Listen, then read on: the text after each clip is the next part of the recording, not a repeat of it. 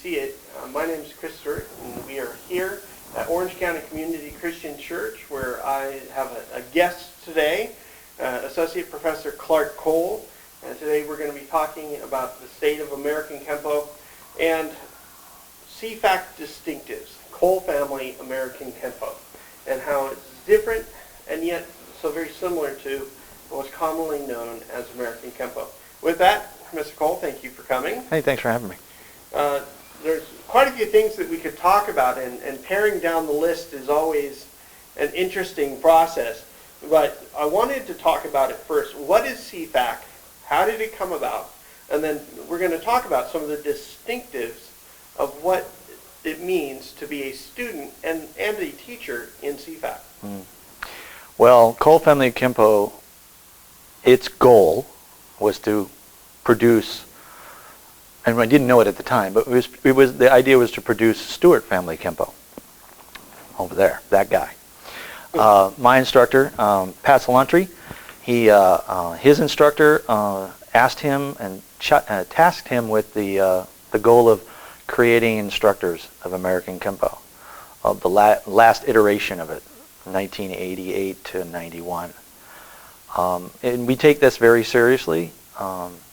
It takes a long time to understand what you're doing in American Kenpo, but we're here to talk about Cole family Kenpo, not about anyone else's, at least in the first half. So we really start out with the development of what's called break stance method. Now, break stance method, in its essence, is how do we limit the amount of friction between the bottom of our feet, and the surface we're standing on. There have been many detractors who say that you can't drag your feet, you can't slide your feet in American Kenpo, that you have to pick your feet up and do a whole bunch of things. Well, it was my mistake not to clarify what break stance method was many years ago. But we're doing that. We're going to fix that now. So as we talk about break stance method, the first thing we do in our yellow belt techniques is we step back in the first four. And so we talk about stepping back naturally. As you would normally step backwards, walking backwards or running backwards, you would hit with the ball of your foot, then your heel of the foot, which is absolutely the opposite of stepping forward naturally, which we do a little bit later in the system, and we don't focus on it until then. Stepping back naturally is sliding, actually, your foot, one foot. Of the first four techniques in yellow belt, the first two do step back naturally, but the reasons are different. In delayed sword, we've coined the term borrowed balance, so that when somebody grabs us, which is what CFAK and SFAK will call a when question mark then technique, anytime we are grabbed or anything like that, in the first technique, we borrow their balance because we're moving one foot back. There's no catalyst of push or pull at this point. In the second technique, alternating maces, they're pushing, which is also a when-then, but we're borrowing their force, which is pushing us back. In the third technique, sword of destruction, we're actually not really stepping back, even though it's the same foot moving back. We're more pushing off of our right foot, which is setting up the next technique, but we're pushing off the right foot to gain some distance, and we're doing a slight up clock. We're not going back to the same position, even though it's the same neutral bow. In deflecting hammer, we're using the idea of a pushback off of the right foot to gain greater distance because the intent of the kicking attack is that much greater than a punch or a grab. So we are stepping back in the first four with the same foot, but we're either stepping or we're pushing. That's in essence, that's where you begin to learn. We have a white belt packet that talks about stepping and talks about neutrals, forwards, and reverses, and also has something called cover set, which is a beginner or a prepper for short form and long form one. Okay. Yeah. Now, question with break stance and the break stance method. When we talk about breaks, talk about with the beginning students is control surface pivot points. Mm-hmm. Could you explain maybe for those that are watching that don't know what CSPs are? Well, if you were to look at the bottom of your foot, obviously you see the ball of your foot and you see the heel, or the calcaneus bone. I noticed that when I was training for a competition many years ago, that when I would train in bare feet on a rug, my foot would gain calluses because of the way my father would help me and teach me to move. I would gain calluses on the outside or the inside edge of the ball of my foot, the outside edge of the ball of my foot, and on my heel, very thick calluses because of the way I was moving. Because in order to maintain head height and not be bobbing up and down in your form, I was rubbing my feet basically, or increasing or decreasing the amount of friction on my feet, between my feet and the ground. And this is where I started, many years later, I started looking at my feet and I go, okay, I got calluses over here and over here and over here. And I was realizing that it went beyond just the forms that I was doing and then later the sets.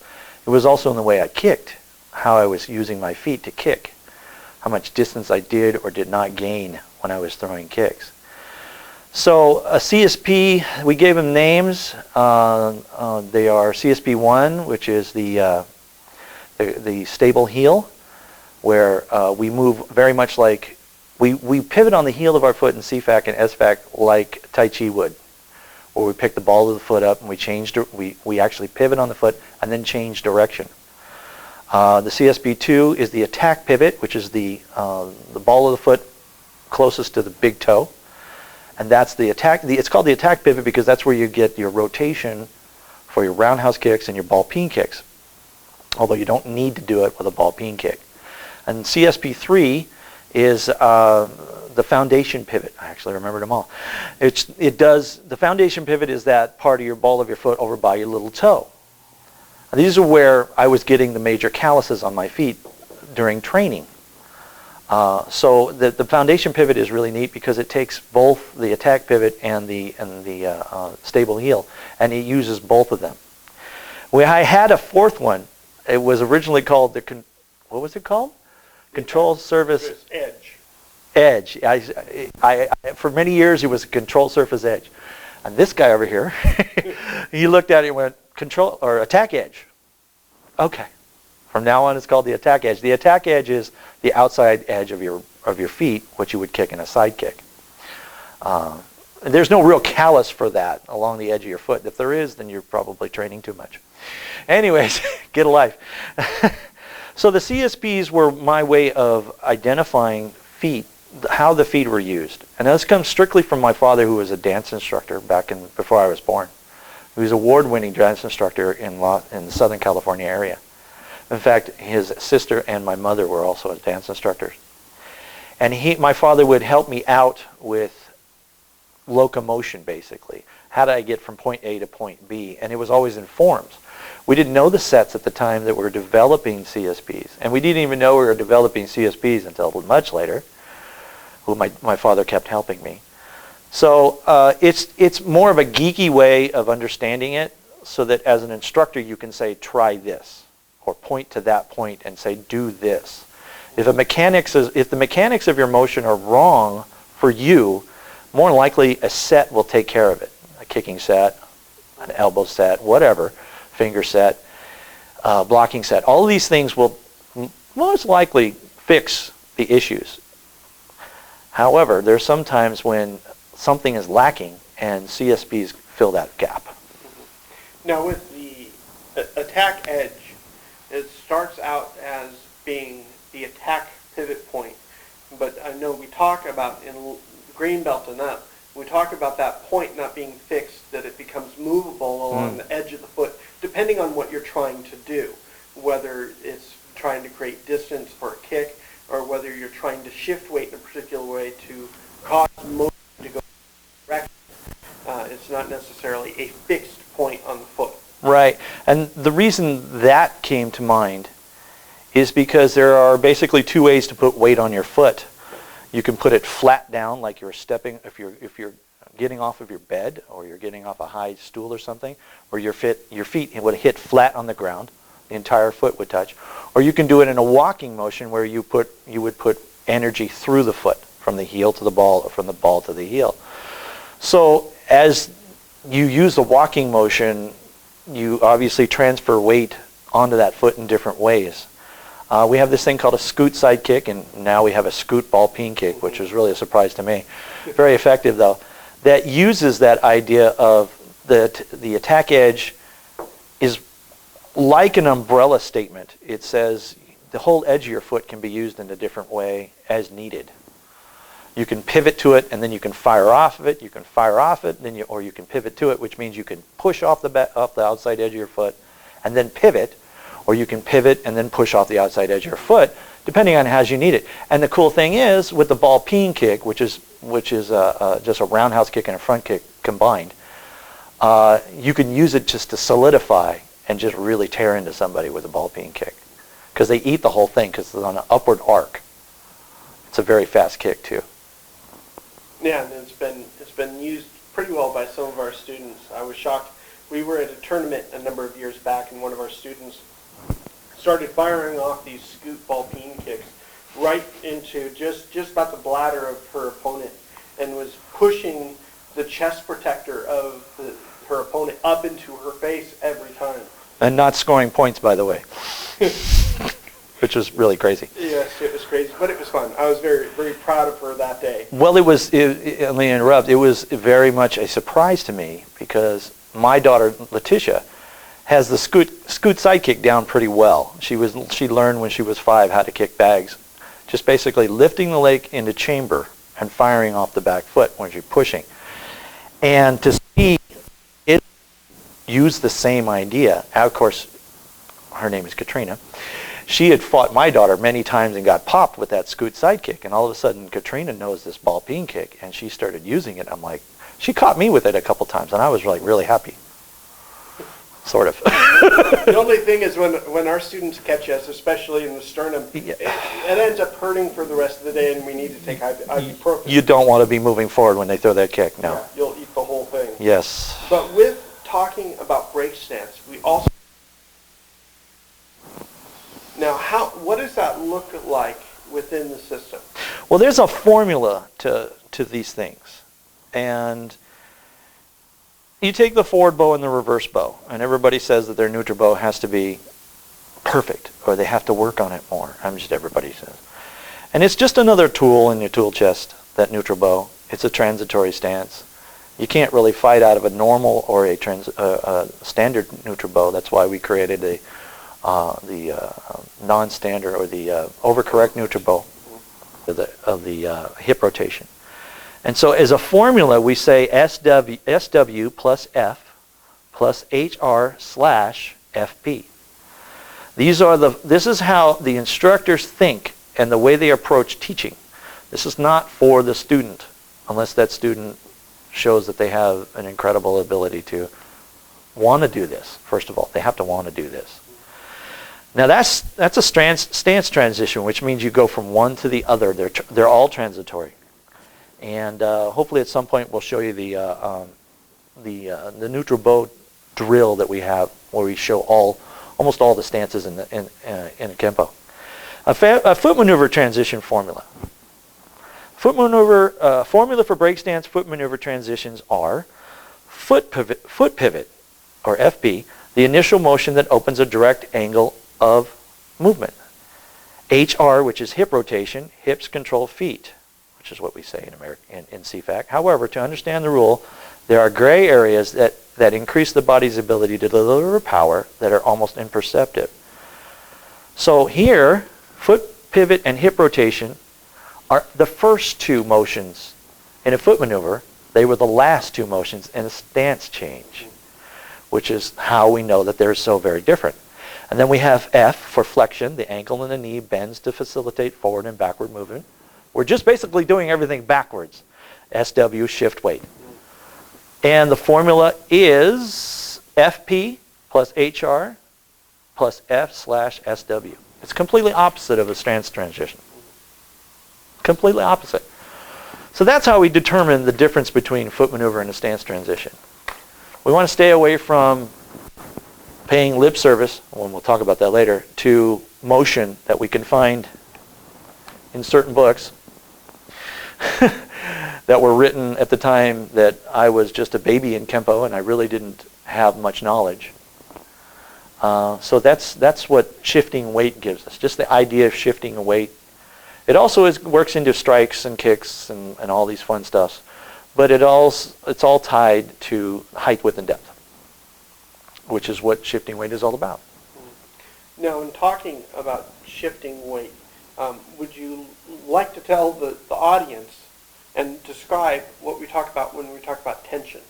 Whether it be a tension cat or if we talk about flexion over the knee or ankle, what does that look like, or what is the process by which we evaluate that? Okay, let's take the lead sword, the very first tip. The cat stance in delayed sword is a survey. And survey simply means, all right, I've pinned and I've struck this guy's arm as hard as I could, and I've pulled myself back to gain a better perspective on whether he or she still needs more beating. Am I done beating on this person or not? And then you go to long form 1. The way I learned long form 1 in 1992 was to have, after the very first move, the first move is a hammering inward block. Oh, well, just like delayed sword.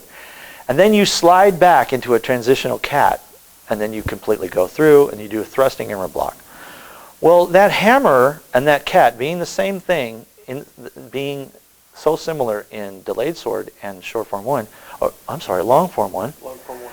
You have what's called survey, but we have what's called tension cat, which we used to call it a 30-70 cat instead of a 95-5 or a 90-10. We now I started calling it a 30-70, and then somebody asked me, what is this 30-70?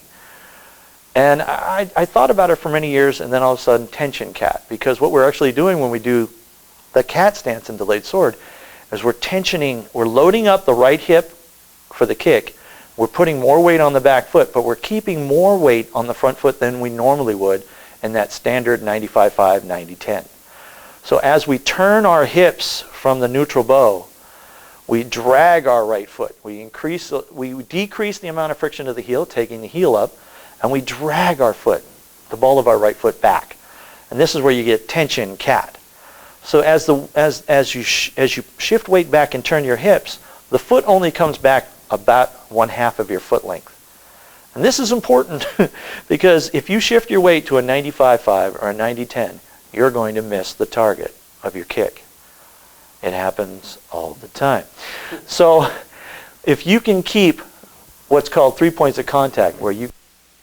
But as we talked about also tension, we talked about weight shift, and we talked about a tension cat. In the formulas, it talks about flexion. Mm-hmm. Now, how do we think about that when doing, let's say, a foot maneuver or a stance change? What does it look like? What does it feel like? Well, flexion, I'm not purely scientific form. I'm a pseudo-scientist in many ways. I don't claim to have any knowledge other than what my instructors have come up with and taught me and what I've developed on my own. Like gravity, marriage of gravity. It's a pseudo-scientific term. And it's fine. It has its reasons. But flexion just simply means you're going to bend the knee for a reason. You're going to bend the elbow. You're not going to bend the shoulder. You're going to bend your fingers. Flexion is an aspect of weight transition or weight shifting, and it serves the purpose with the legs and the knees specifically to aim for targets, aim weapons to targets. You flexion the. Can you flexion an elbow? I'm not sure, but flexion is that. It's within the transitions. I'm not quite sure what you're really asking me, to tell you the truth. Well, I think of the flexion within the foot maneuvers and stance changes, the way I perceive it, or the way I feel it, is that as I'm going through, let's say, a step through reverse, is the first step is to break stance back. Stance backwards. In that break stance, I'm loading my front knee, and I'm feeling the tension on either side of my front knee, which allows me then to push off of my front foot and then go backwards through a heel up, heel down procedure. Yes. And so in feeling the tension, it's easy for us to be able to tell if our students are doing it or not, mainly through the wrinkles in our students' gi bottoms, on their pants. You can tell if the weight and the shift and then the tension has been put on whichever leg through either the muscle tension that's visible or through the leg itself, the pants showing the creases from the excess weight or the excess tension being put on that particular joint. Yeah, and flexion goes all the way down to the foot, because we talk about in CFAK and SFAK that the stance change forms the weapon. And this is, we're talking about lower quadrant, we're talking about kicks. As I go to what's called a forward stance, which is not a forward bow, where my front foot turns and points or aims at the target, and my rear leg, as my hips turn, comes up off of the heel, I'm basically forming the weapon of a front ball kick. So there's flexion in there. And I put my weight, do I shift weight in a forward stance? No, not a lot. I get more forward shift, I get more weight shift in a forward bow than I get in a forward stance, because I need to push weight through the foot of a forward stance. I don't want to give it all of my weight, the front foot all of my weight, because then when I kick, I kick that comes back. But if I want to gain distance on my opponent, close the gap, and strike through or kick through the target instead of just at it, then I hold back some weight transfer or weight shifting so that I can kick. It's just a really big step. That's all it is. So there's down to the micro. Rather than macro. What you were talking about with the creases in the pant legs, that's the macro. As an instructor, you know immediately what you have to fix or what you don't have to fix. And you know how it's going to feel, too, when it looks like that. Yes.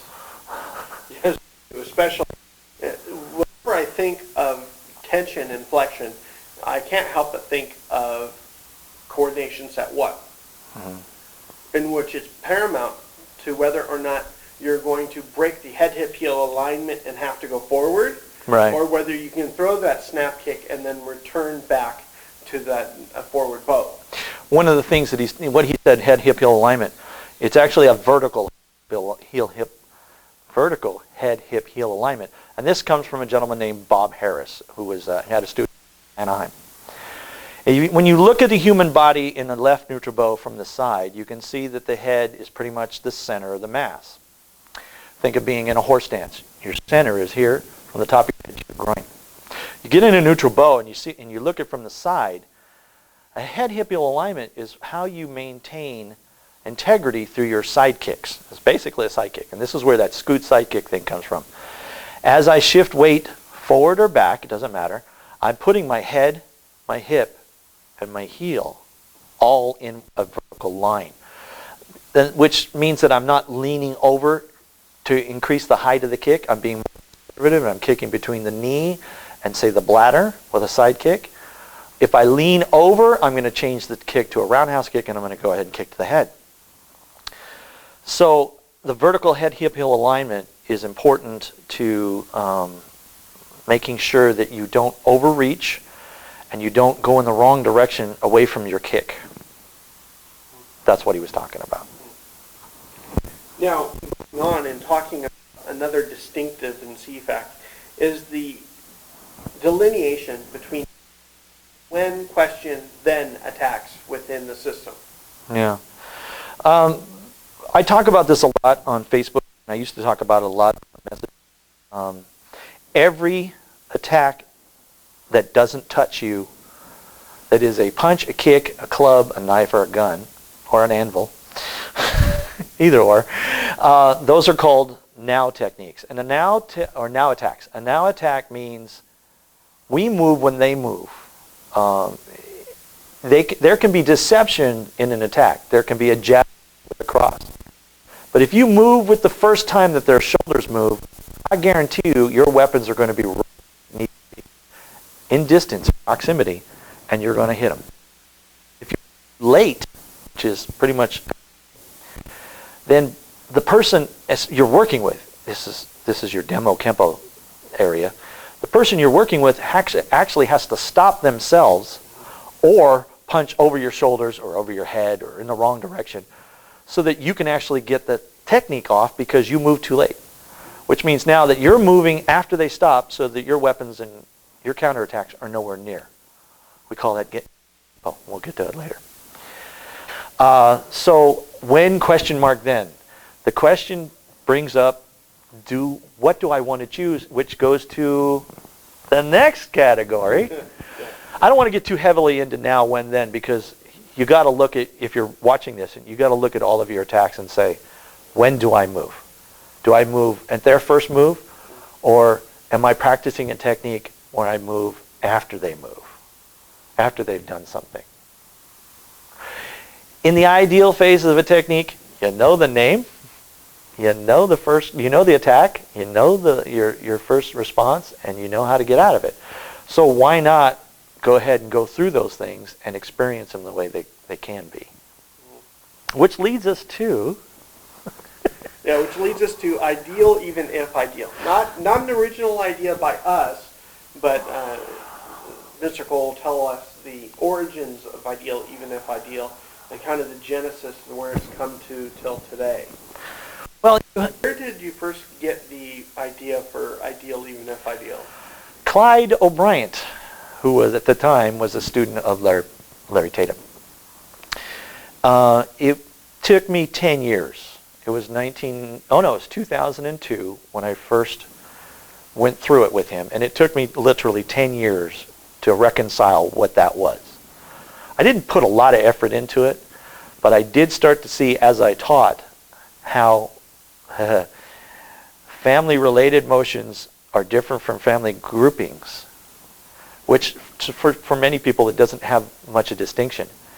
Which then, as you peel back the onion a little bit more, you get the mother, father, daughter, son, cousins motions, which is kind of a lost thing in American Kenpo. Sorry to interrupt, but would you say that the mother, father, cousin, sister, would you really say that is the genesis or the origins or the basics of either family-related or family groupings? Right. We can look at family, I agree. We can look at family-related in two ways. We can say if we do parting wings, both hands on the inside, then we do shield and sword, which we're doing out on the outside. Or we can do shield and mace. Shield and mace?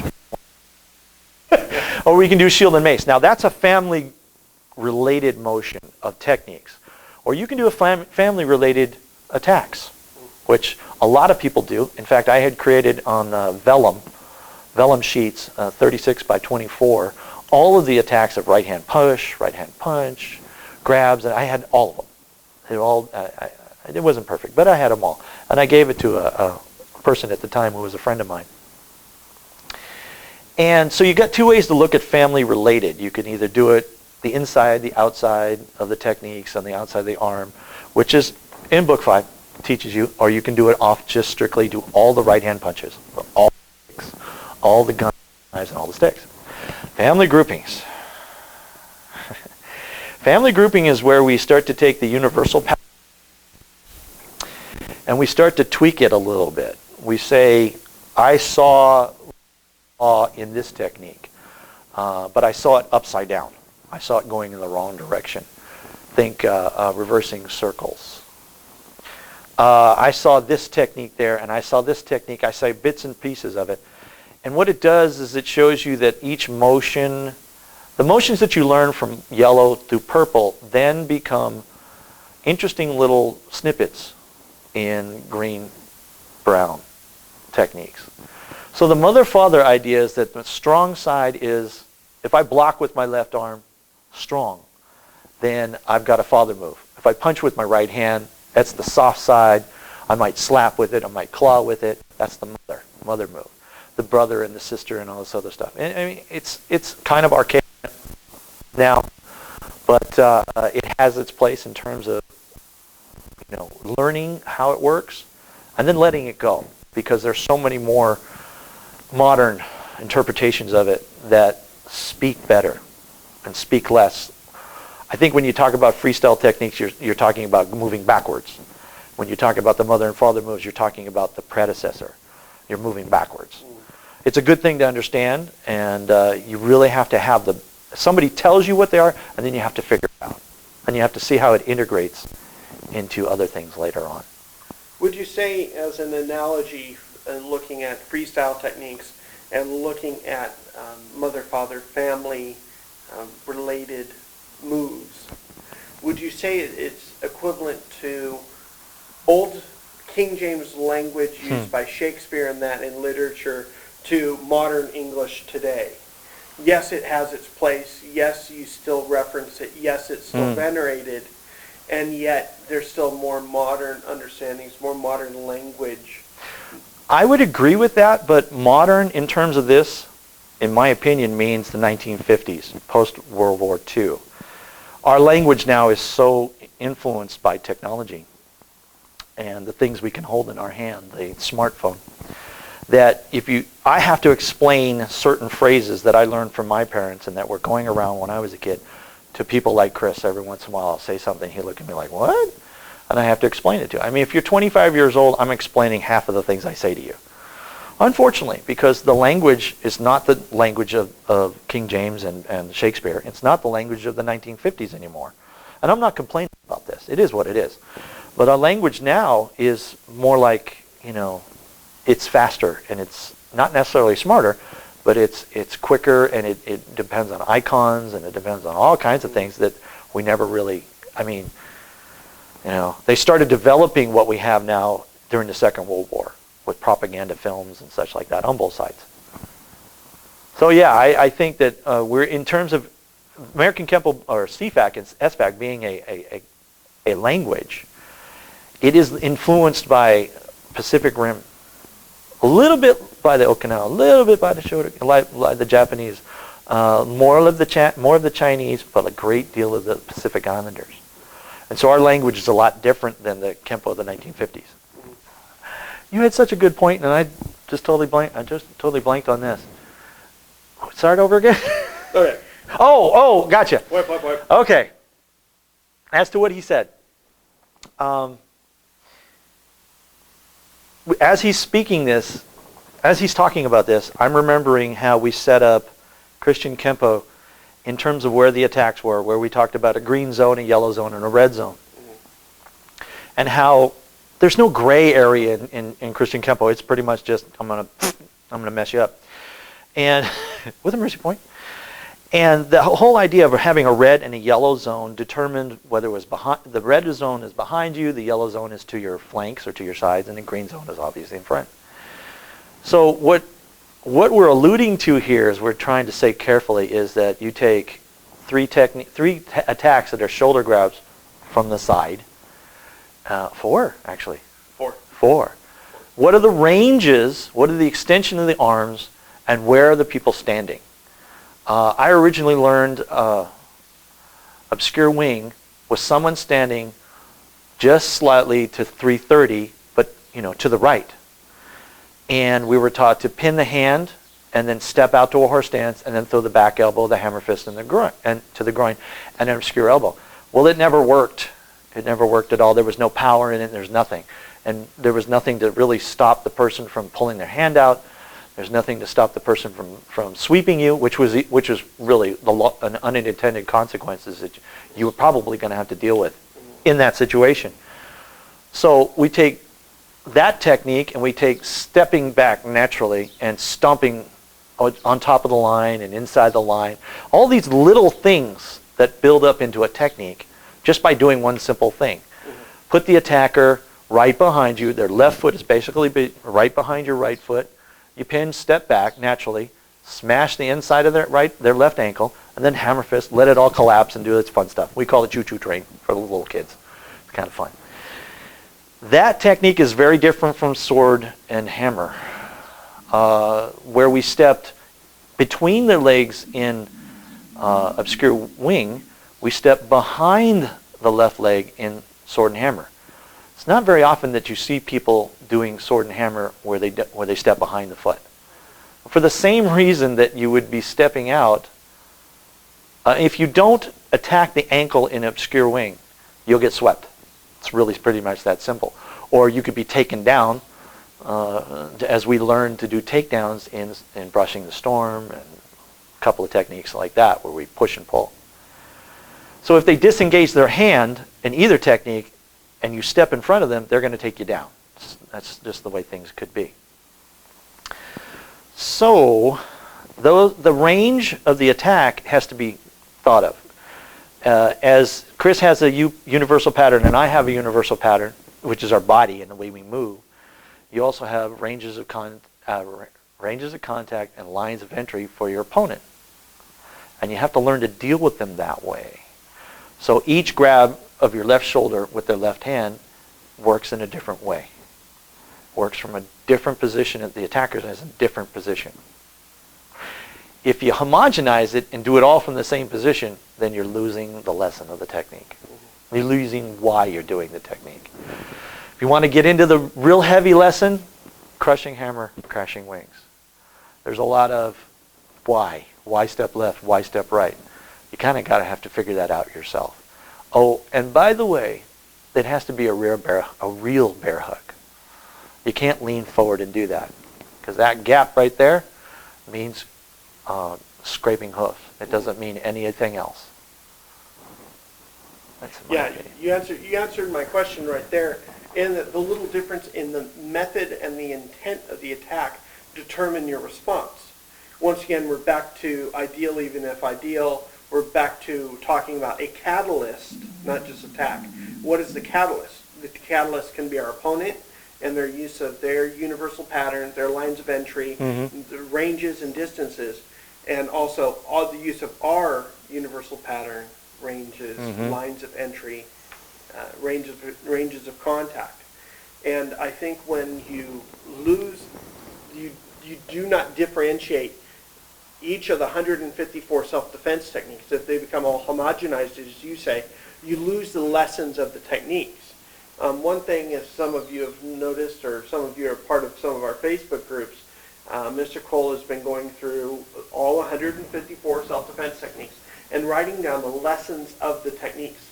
Not just the concepts and principles, not just first you do A, then you do B, then you do C, but it's the lessons that he learned from working with past Laundry and others.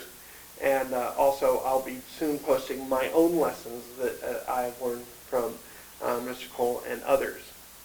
Well, there's also commentary, not in every single one, but there's also commentary about, and the purpose of the lesson at the bottom of the page, because every one of these techniques in this book, and the lesson is at the bottom. Well, there are lessons for the extensions as well. We haven't gone through those yet. We actually have to work through the techniques to find out what the lesson of the technique is.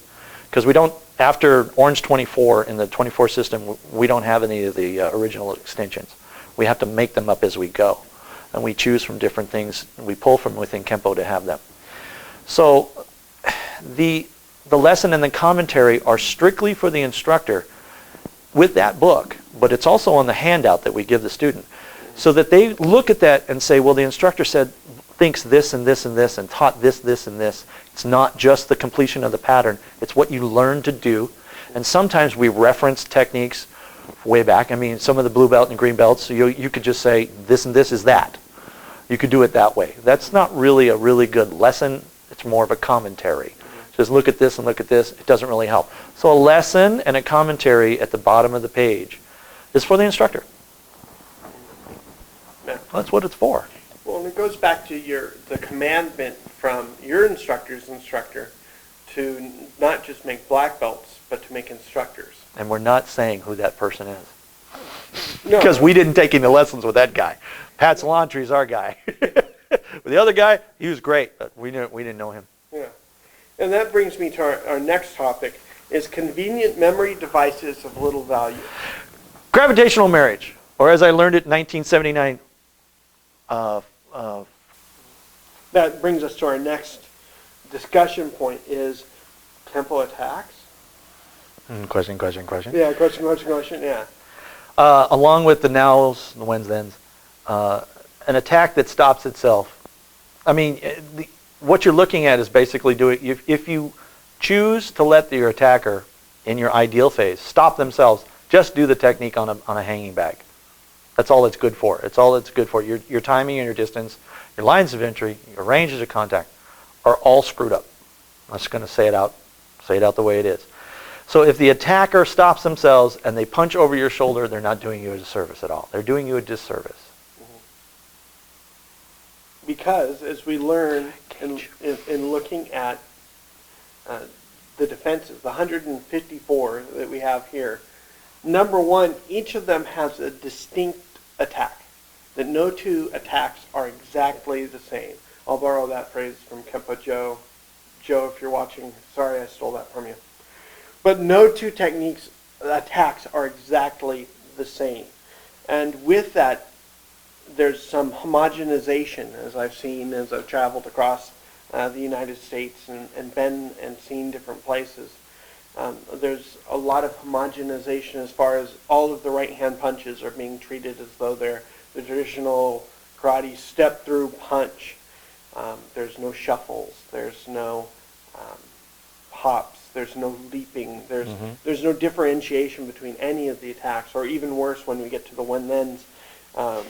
Earlier we talked about all of the left hand to right shoulder grabs.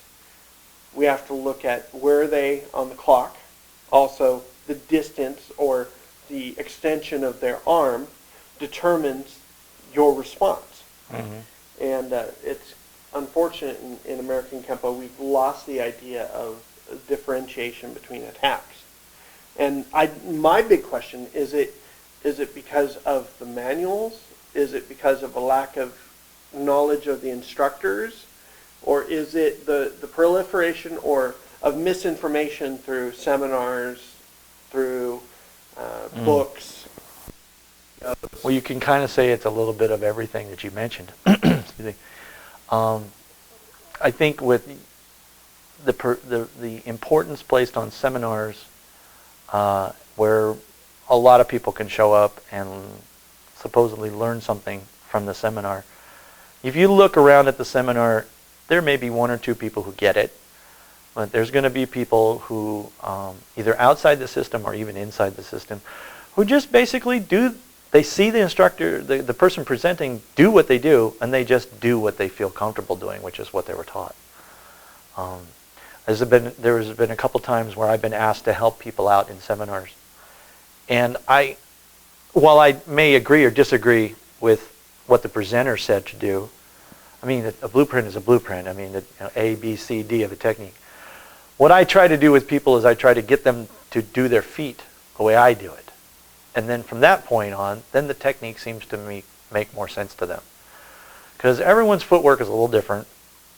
Not a lot of people have thrusting inward blocks or hammering inward blocks. It's all basically the same. So, what is an attack? What are the unintended consequences of all these things?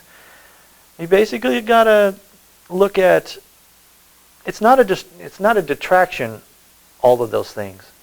They all have to make up what it is that is your Kempo. So just start learning the lessons of the techniques, I think. Try to find them. Try to find an instructor who can just say, we do it like this. Try it this way. They're not going to make you do it any other way, other than your comfort zone or the way you like to do it. But you might learn something from somebody. Share something share with somebody else at a seminar.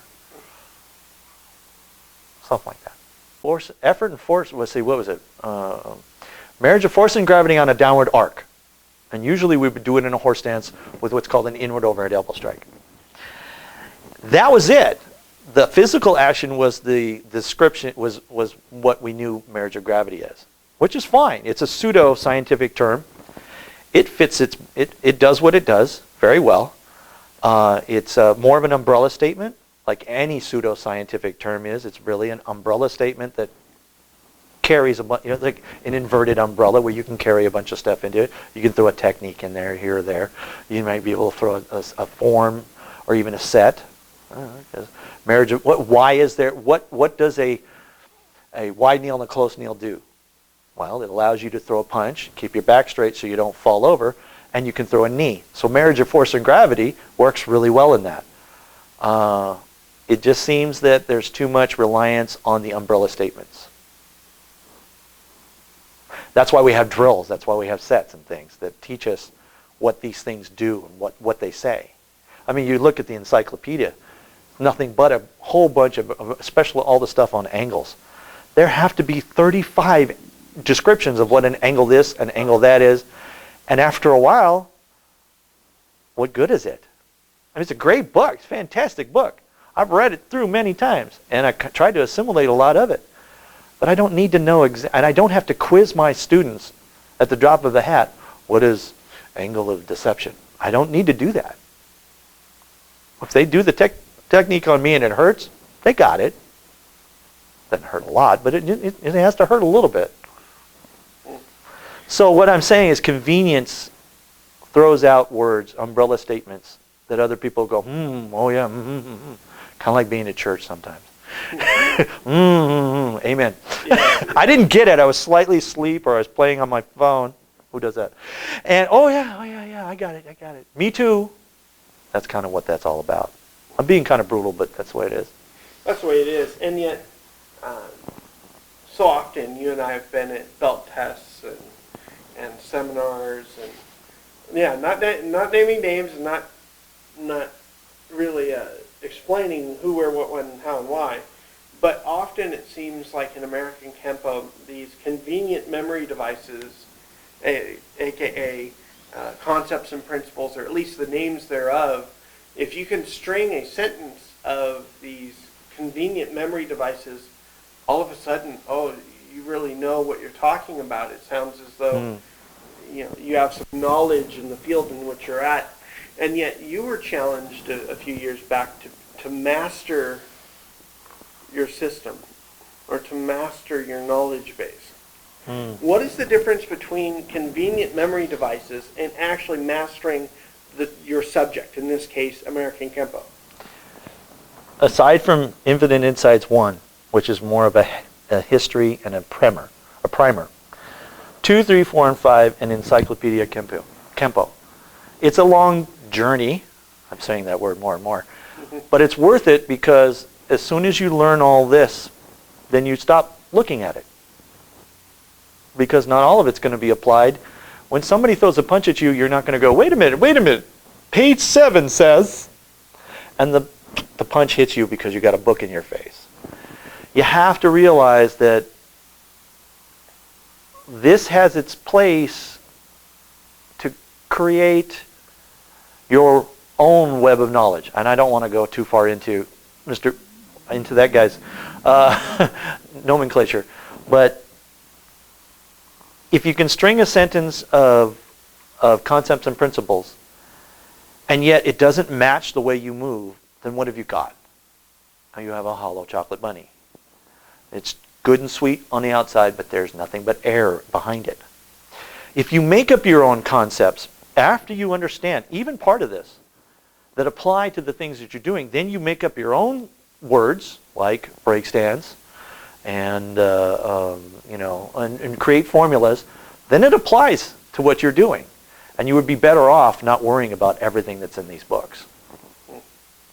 Coming from someone who's read all of them at least 3 times. Well, these 3, about 5 or 6 times. So, what door do I open for you? What door do I close? It's a metaphor. I want you to not think about how much knowledge there is to know, but I want you to start appreciating the things that you do know. And realize that every single technique on 154 is not just a distinct island unto itself. They are all interrelated. All of them. Some ways you have to go way up front. Sometimes you have to go way back. But don't start with the yellow belt techniques, because the yellow belt techniques are constructs. And they answer too many questions the beginners will just accept right off the bat. And then, do they see sword and hammer in a 2-man attack? Do they see delayed sword in the same 2-man attack? They probably won't, because the answers are given here rather than later on. And you just assimilate those answers. And that brings us to our next conversation, is convenient memory devices of little value. The words marriage of gravity, as I learned them in 1979, 80, 79, 80, I was in a horse stance, and they said, do an inward overhead elbow strike. What is that? And those that wanted to put their hand up, hey, I know. It's a marriage of force and gravity on a downward arc. Okay, made sense. It's a pseudoscientific method, which is a lot of American Kenpo. Pseudoscientific, which it's in CFAK and SFAK too. But it's really like an umbrella statement. It doesn't talk about dropping your vertical height zones. It doesn't talk about the kind of arc that you put on your arm when you do the inward overhead elbow. If you look at a technique like crossing talons, I'm starting to see much better versions of crossing talons that agree with mine. If you look at an older picture of Pat Salantri and Jay McElwain, which is on the front of Pat Salantri's website, you'll see Pat using a neck crank. I originally learned to claw up, come down, and around, and there was the marriage of force and gravity on a downward arc. I just have to think about these things. Well, I'm starting to see the crank more often, which is great. I like to see that because it's so much more immediate. There's the marriage of force and gravity and the downward arc right there. And so you can combine a control manipulation, a contact manipulation, and a strike manipulation all at once. Then you claw. Then you drop the elbow. I still do that with my pinky. So marriage of force and gravity, or gravitational marriage, are umbrella statements that hold all these things. Mm-hmm. Look into it, try to understand it, see it for what it is. It's not a be-all and end-all. You can't just start your sentence and say, marriage of force and gravity with this strike. Boom. You're saying the same thing over and over again. Much like you could say this box, if I were to take the hunkin' manual that weighs 1,000,000 pounds. That's my teaching manual, by the way. Entire system. If I take this box and open it up and just deal with what's in the box, as much like in using one of these convenient memory devices of little value. Yes, there's information contained in them, but so often they are not connected or correlated to any other box. Right. You know, I use an analogy here. If you've ever seen the movie Howl's Moving Castle, there's a character in there. He's got a big old mustache, and he's got like 7 or 8 arms. And he's in a room pretty much like a Chinese medicine place where it's just a bunch of drawers, little tiny drawers. And his arms go out, and whatever you need, okay, I'll pull that. And he just goes around and he pulls parts out of these boxes. And he knows where everything is. But this is basically his memory. If his memory fails him, then his whatever he wants to get for somebody or whatever they want from him, they're not going to get it.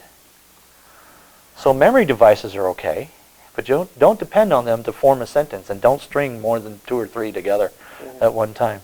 Yeah, and we've seen that in the kind of the standard in American Kenpo is that you're able to string a paragraph or a sentence of these memory devices together. You are deemed as though you're a Kempo god, and you know what you're talking about. Yeah. And the big question is, as you were challenged a number of years ago, was to master your subject. You know, what we have in front of us. Is these convenient memory devices a detractor towards a real mastery of your subject, or is it just one tool on the road of quote-unquote mastery? Well, we make our own. From time to time, we will come up with a few pseudoscientific references, looking at how the body works, the physics of it. Again, I'm not a physicist, and I'm certainly far down. I just don't have all that much knowledge that I could have had. But we create our own pseudoscientific sayings or words, but we underlie them with formulas, as we talked about before. We underlie them with things that have worked in the past. So if you're going to assimilate all of this, then really somewhere down in, I don't know, Infinite Insights 3, you need to start making up pseudoscientific terms of your own that describe how it works for you. And then it's not so much an umbrella statement as more of a applicable statement. You know, when you throw a kick, what are all the components of a kick? How do you throw a kick from a wheelchair? How do you throw it from a chair? How do you throw it from the ground? You know, I mean, how does losing most of one dimension of action alter the way the kick is going to be thrown? So you got to come up with your own way. The whole thing in book 1 talks about the guy with one arm, and I'll teach you to throw the best right-hand punch. The guy got no right arm. I'm going to have to teach him how to throw the left arm. And he doesn't have, you know, I mean, what can he do? Well, he can be the best left punch ever, you know, as long as he applies concepts and principles of how motion works. So if you make your own pseudo-scientific words up and they apply to what you're doing, then it's not a detraction from your training itself. Mm-hmm. However, there's going to come a point, according to CFAK and SFAK, where people are going to just glom on to the pseudoscientific ones that work for us, just because that's all they want to do is they just want to learn the hollow chocolate bunny. Mm-hmm. They want to be able to regurgitate what the instructor said, and that's not what we want. It's going to happen, but it's not what we want. It's not what we want, yeah. Yeah, I agree. And then talking about that, sets in American Kenpo. What is their place? What is their value? And then talking about CFAK, what is the purpose of sets within the way you teach? We don't, I'm going to start with a don't. We don't perform sets in a test or in a review. We look at sets as tools, very big, very elaborate tools that go in your tool chest. So if someone's having an issue with kicks, what do they learn? And they're yellow, orange, purple, blue. Well, we go back and we work on the timing distance and the sequence of kicks and understanding what kick, in our estimation, hinges the whole set, which is the back kicks. So if you're a yellow, orange, purple, blue belt in CFAK, now remember this is a 16 system, so it's not applicable to 24. Your kicks are going to be fixed in kick set because it supports what you do in the techniques, each one overlapping or overlapping circles. If you're having problems with forming your fingers, your open hand strikes, you go to finger set, 1 or 2. If you're having an issue with transferring your weight from a cat to go to a kick, and you're doing chicken kicks, you're doing chicken side kicks, or you're doing sweep kicks, then you go to kick set 2. If a person is having issues with their forms, coordination set 1 and coordination set 2, if you're green belt and up, will work for that. You can always find an answer in a set. And the set being a teaching thing, it is one step. It was one group of tiles that you can step on. You know, like put your right foot in, put your right foot out, you know, hokey pokey thing. You can step on it for a little bit, figure it out, and then step out. And then at some point, another technique will come up, and you can go back, or you can because you've gone on to a higher ranking, you can go to the second set, like kick set 1 to kick set 2. It's just the way the sets are worked out. And I realize that the 2 sets were mostly not from Mr. Parker, but he okayed them into the system, from what I understand. He can ask the sisters, the daughters, if that's true. I mean, they would know better than I. They were there. They were around.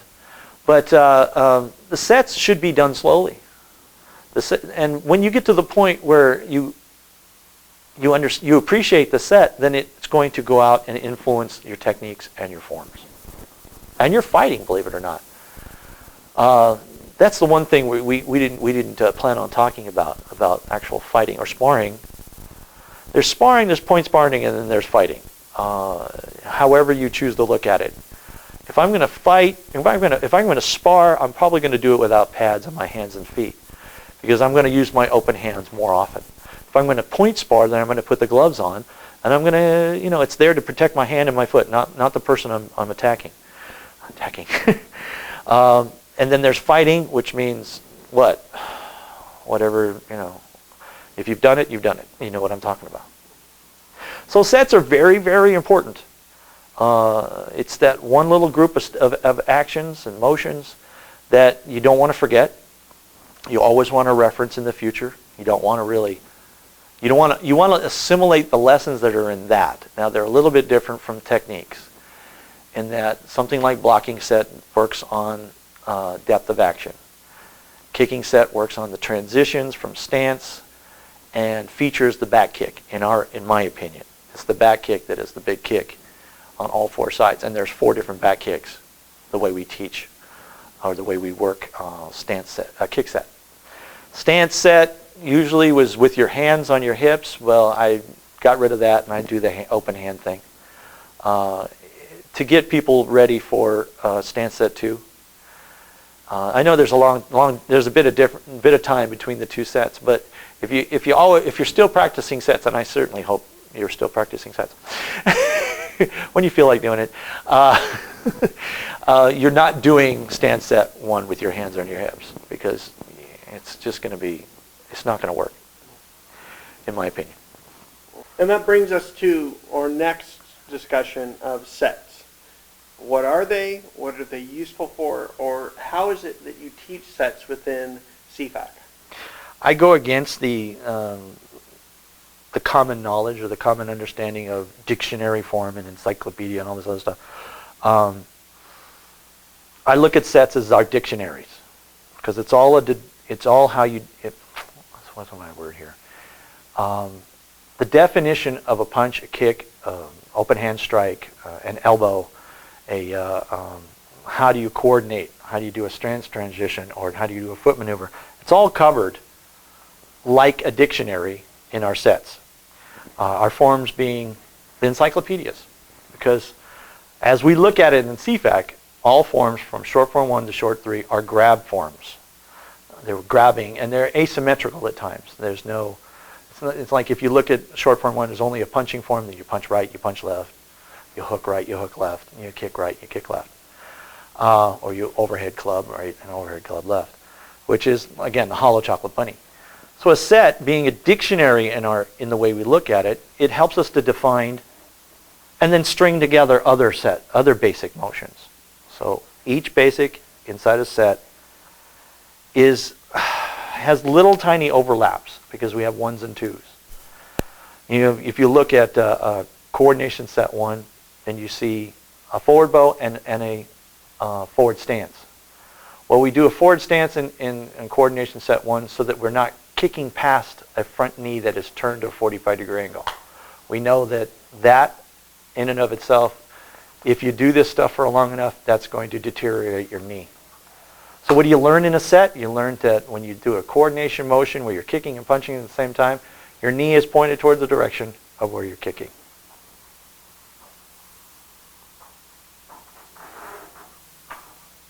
More batteries. Yeah, check yours. Because mine already said low. You really want battery. Is there a little green dot? Yeah. Okay. My battery's supposed to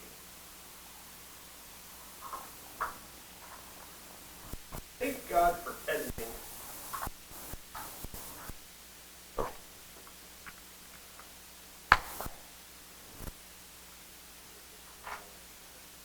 Huh? It's all good. I'll sit down with the last question. Yeah. I clap when I go, okay, that's when we can stop. Now with that, we come to our last question for the morning, and then we head off to lunch with some Dr. Pepper and some coffee. Is the problem of proliferation of rank in American Kenpo. Someone came out on the internet and posted 110 or 111 10th degree black belts in American Kenpo. What is your opinion on that? What is the history behind it? How did we get to this point? And where are we going? What are some of the unintended consequences of having 111 10th degree black belts in American Kenpo? I'll answer the last one first. Obscurity. With 110 or more, you have 110 obscure 10th degree black belts. No one's going to care about your 10th degree. I'm never going to make it there. I don't want to make it there, personally. So basically, when Mr. Parker died, you got 3 or 4 people who went exclusive. Their stuff was the best. They were touched by the master, somebody had said, or they were taught stuff that nobody else was learning. Well, there's always that statement or that saying, that you don't know what you don't know. Works for me too. You want to show me something on video that I have no clue about? I'll try it, and I'll if it works really good, and if I agree with it, and it works for my body type, then I'll add it to what I do. What does that mean? That Chris is going to learn it? He's going to learn. He's going to see me do it, and then he's going to make it work for himself. So what do we gain when we get to a 10th degree box fight? I'm not sure. You go to 12, you go to 14. Some of the game. Mm-hmm. So there are no consequences, I think, for that many 10th degree box belts. Because they don't get together and agree on things. Enough. If they do. I see a lot of 9th degree people getting along, agreeing, doing their best to present Kempo in the way that they understand it, the strengths and the weaknesses. I just think that I'm never going to get this. I don't care. Now, in your perspective, looking at the consequences thereof, maybe there's no consequences for those that have gone to 10th degree. But as you've talked with me numerous times in histories past about the 3 ages of Kempo, you mind explaining to the viewers what that is, and then explaining some of what you see happening as each of those ages rolls on? We're near the end of what we call the 3rd age of Parker. First age being when it was heavily influenced by the Okinawan in the sense of the system, nowhere near what it is now, as it's grown to its more hard style, to its more soft style, to its more in between. When I was 1979-80, Kempo was American Kenpo was said that it is the gray area, the in-between. A little bit of hard, a little bit of soft, linear, and circular. So, I'm trying to talk myself into a corner here. The 3rd age being after Mr. Parker died, the men and women who were there with him, who have gone on and presented Kempo the way it should be, they're going to go to. We're going to miss you a lot. For those that have retired, you've taken your knowledge and you've gone with you. So we're at that point where we're getting very near to being, those of us who are a little bit younger, 10, 15 years younger, we're going to have to carry it on. So we're the first age outside of Ed Parker. So you had the beginning in the 50s, you had the middle right around the 70s, the late 80s, and then you had the 80s and 90s. Those are the 3 ages.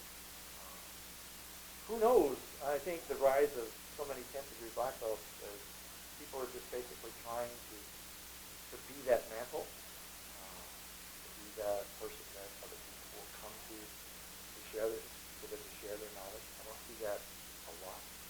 But I've been around enough 9th degree black belts here in Southern California to be respectful of them and appreciate all that they've done. They've set a very good standard and really good goals. They're not my instructors. I don't claim them, and they can't claim me, so I can get away with saying crap like that.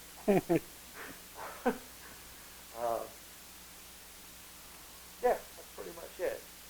Well, and then the follow-up question then is, what does the ages of Parker, and now almost being post-Parker, as you said, what does that mean for someone like me?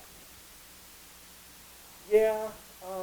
Or someone out there that is, we call it the class of, those of you that are maybe watching that are in my class of black belts, that we've gotten our black belts within the last 5 years, let's say. What does this post-age of Parker mean to those that have gotten their black belt in the last 5 years? The only way I can answer that is to relate what's happened in my life. 1990, late 91, 92, I started with Taekwondo. and my dad would sit and watch me take my lessons and pass the tile. Like there on that white tile with that big old mirror. Tile was very hard. You hit that tile, you didn't like it. And my dad would go to just about every single one, and he would be taking notes, and he would have his book 5 or book 4 or whatever, and he would be highlighting. There's 2 different colors of highlighter in my book, my dad's and mine. And about 18 years later, my son was a black belt, and he started taking lessons with Pat Saunders after he got his black belt with me. And I'm the dad sitting there taking the notes. I have to highlight them because I pretty much know them all. I would take notes and watch my son, and the best thing I could do is to say, you're now at my level. You no longer are my student. You're also my instructor's student. That whole thing with the asterisk and the, who's instructor's instructor and all this other stuff. And so my dad watched me, and I get to watch my son, and he's going to be taking lessons. He gets to take some formal lessons, and I get to sit back and watch him take lessons, and I take notes. So that we raise each other up to the level of our instructor. That's pretty much my answer to that. So you're going to be at the same level of me. There will be no Pat, Clark, Jack, and Chris. It'll be Pat, Clark, Jack, and Chris. And then Letitia. Hopefully. At some point. Before, you got to get her going again. So that's my answer. We raise all, the high tide raises all boats. Raises all ships, yeah. And yet, then what would you say to the proliferation of rank because of the good old boys system, or the proliferation of rank because so-and-so jumps from one organization to another organization to another organization, and hopefully you can remember all this, or the person that comes from another system already with a black belt and then learns the American Kenpo system and does the old come over and we give you a stripe. Well, all of those describe themselves. I mean, you're listening to this, and what you said applies to you. It is what it is. I don't have, like I said, there are 10th degrees, and I don't care. I don't care who you are as a 10th degree. I'm just going to sit back, and if you're doing a seminar and it makes sense, good. I'll applaud. And I will do my best to show other students exactly what you did. However, if your rank clouds your thought processes in the way of, well, what I do, my you-know-what don't stink, well, guess what? It does. Even mine stinks. I know it does. So I'm just going to break you down, break what you did down to the lowest common denominator, and I'm going to help somebody. Or I'm just going to, if I don't have anybody to help with this, I'm just going to sit back and go, and not say anything. But, here I am saying something. And yet, there seems to be a group of newer students, what we would probably call my generation, some of which have gone all the way back down to white belt. They came in, they started in American Kenpo. They had a black belt in another style, but they said, you know what? I'm going to put that aside. I'm going to start over at white belt and learn the system, and hopefully and prayerfully, they end up becoming instructors. What is it that you would say to that generation of black belt regarding the future? Be careful of that symbolism of that effort.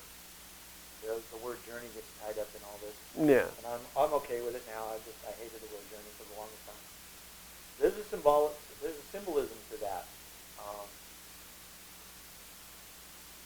Okay. I redid the whole system and wanted to I did retest for first degree black belt. Jack, my son, he had 4 or 5 instructors alongside me. And at some point I took him aside and I said, okay, you're my student again. And we went through the entire system again, according to the way the Pat had taught it. And he started over again. He took out his USFQ black belt and he put on a white belt. So, and I know 3 or 4 people who have done that, or who are in the process of that, and that speaks of integrity for those who will look for and find value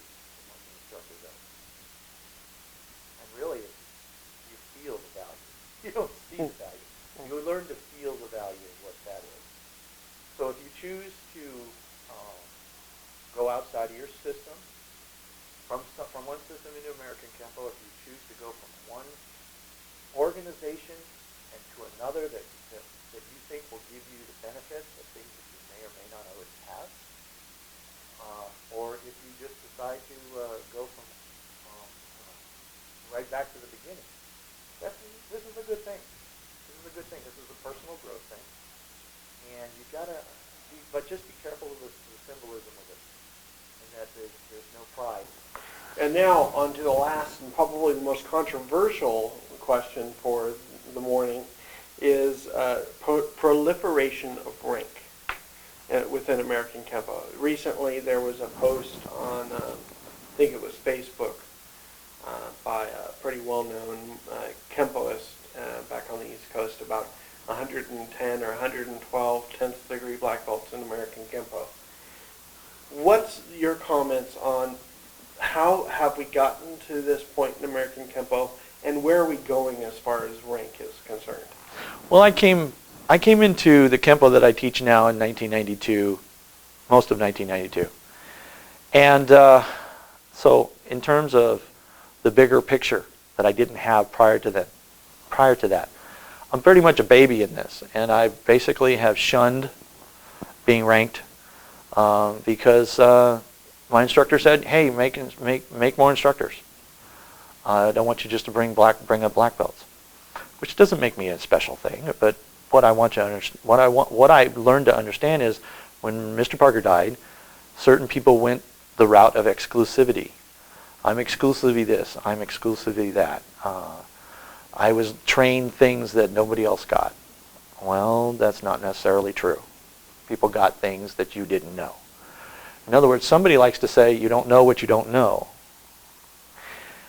So we'll leave that at that point, but rank is only as good as what you think it is.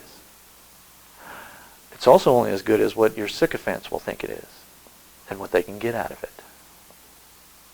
So the person who has a brick or better is probably better off wearing a simple, non-adorned black belt. Most of the time. Now, when you get in a room full of people wearing bricks and better, you probably feel uncomfortable, so put your brick or better back on. But don't swagger. Don't make up a bunch of stuff that's not in the American Kenpo system. And realize that the rank you got is only as good as the one you're going to get. There's an old phrase that comes to mind. I don't remember who said it. So somebody please comment down below and let me know who said this first. Is that a black belt only covers two inches, and it's up to you to cover the rest of your body. And so as far as rank is concerned, is, as we say, but can they fight? Oh my gosh, we're going all the way back to the AOL message board where Clyde and I would antagonize people with all their so-called knowledge. And be like, can you fight? We were jerks back then. We were jerks back then. Okay, checking 1, 2, making sure the audio's working this time. I think I'll do a better sets this time. Yeah. Kind of winged it too much.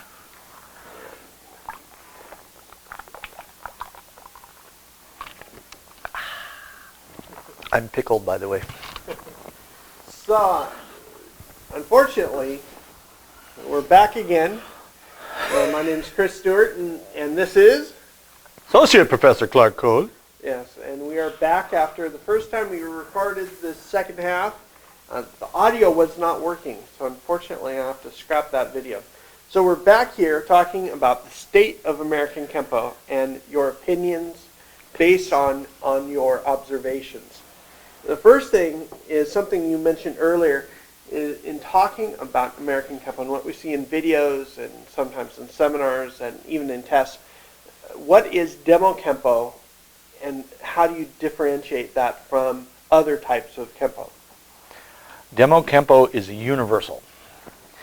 When I see a demo Kenpo demonstration, I see someone, first of all, they may be talking about the technique, but they may not be doing what they're saying. They may be shuffling their feet to go get closer so that they can make a more impactful sound as their first, final strike, whatever. And I see people at striking and kicking at the extension of their limbs. This sets up a cascade effect of people see that person doing, that well-respected person doing their techniques this way, and then they see the little footwork, and then they see the extension of the arms, or they see moving too slowly or moving too fast, in other words, quickly, moving at the wrong time for the wrong kind of attack. Demo Kempo covers quite a lot, and you can just turn on YouTube and just watch. Whenever you see somebody at the extension of their arms or legs, you got to say, hey, one of the things you want to do with a strike or a kick is you want to cancel their height, width, and depth somehow, because that's tied to the dimension of time. So, if you kick through a target or punch through a target or chop through a target, you're going to see an effect on the dummy.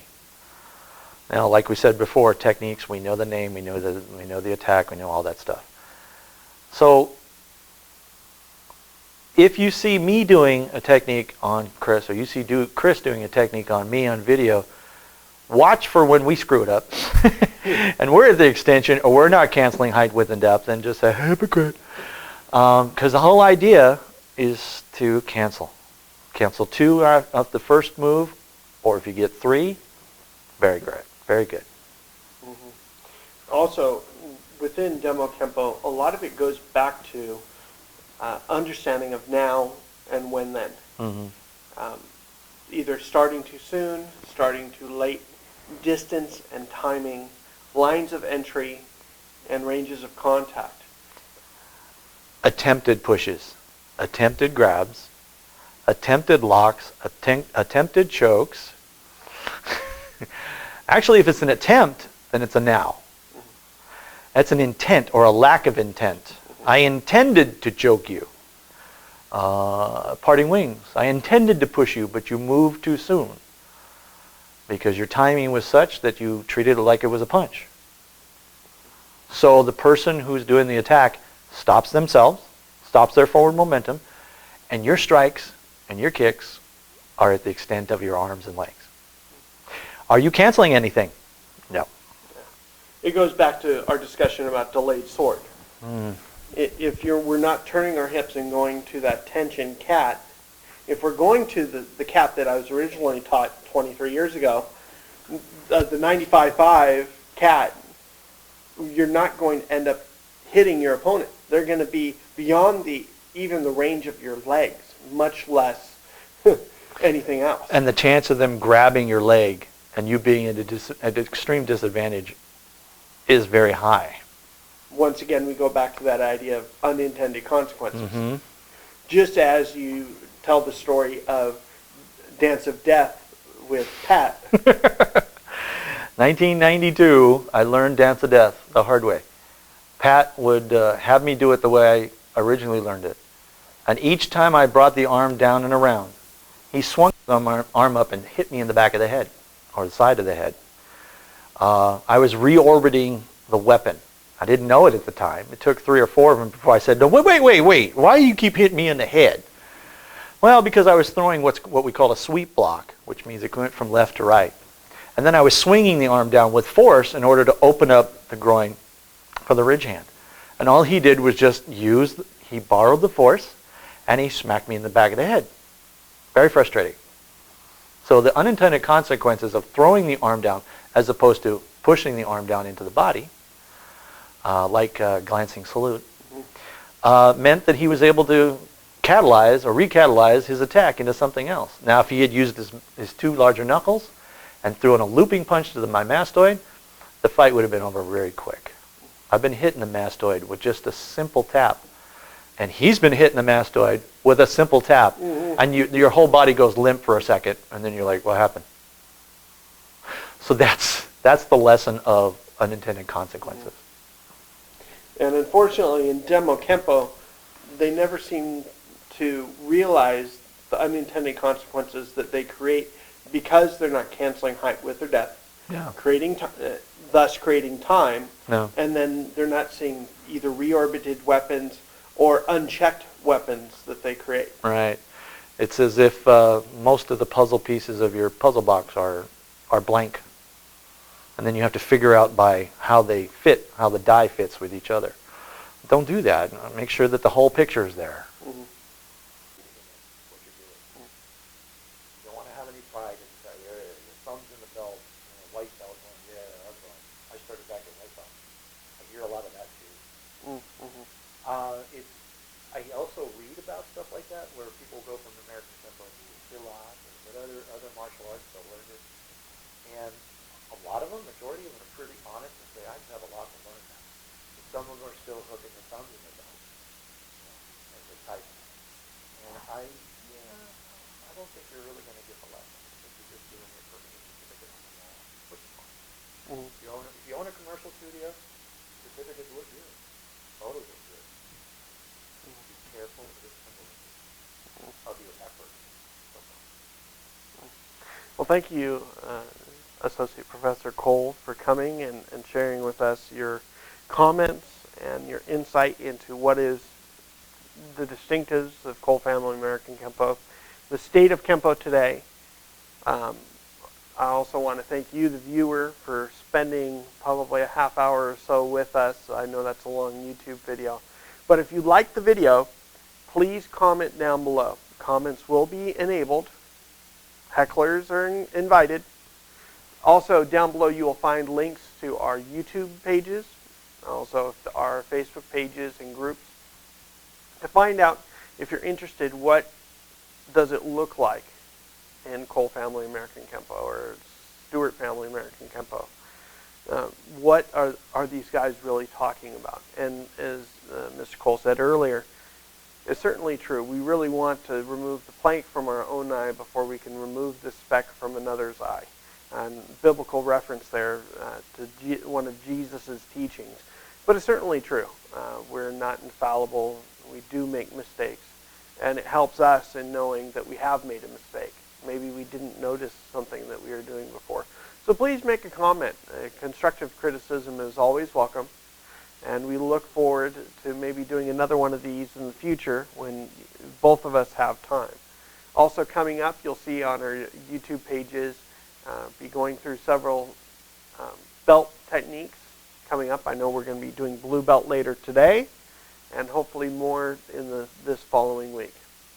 Well, with that, I've been Chris Stewart. Catch you guys later.